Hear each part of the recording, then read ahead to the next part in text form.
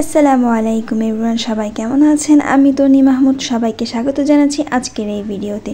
আজকে আপনাদের সাথে শেয়ার করব স্পেশাল একটি স্যান্ডউইচ রেসিপি, যেটা আমি শিখেছি আমার ক্লাসমেট থেকে। স্যান্ডউইচ তৈরি করতে আমার প্রয়োজন হবে মেয়োনিজ, সেই জন্য আমি আগে মেয়োনিজ তৈরি করে নেব।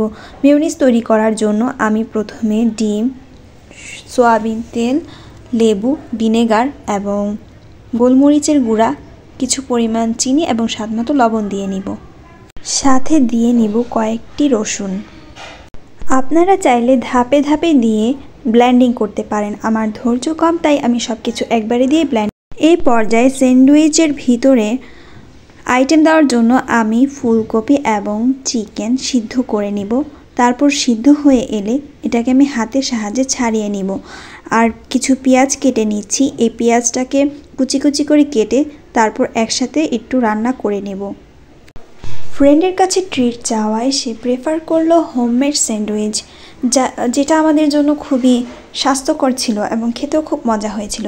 তাই আমি এটা বাসায় ট্রাই করেছি এবং ভাবলাম আপনাদের সাথেও একটু শেয়ার করি।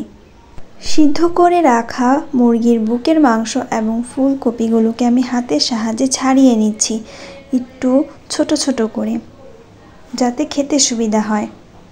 ফুলকপি এবং মাংস ছাড়িয়ে নেওয়া হয়ে এলে আমি একটা প্যানে সরিষার তেল দিয়ে দিয়েছি। সরিষার তেল দিয়ে পেঁয়াজ দিয়ে আমি কিছুক্ষণ হালকা করে ভেজে নিব।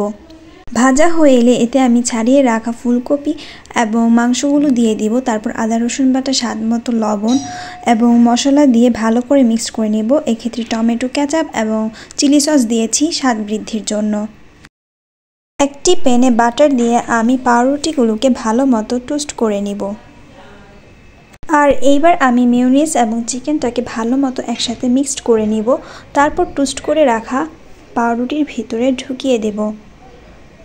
তারপর তৈরি হয়ে গেল আমার সুস্বাদু মজাদার স্যান্ডউইচ রেসিপি। আপনারাও এটা ট্রাই করে দেখতে পারেন। সবাইকে ধন্যবাদ।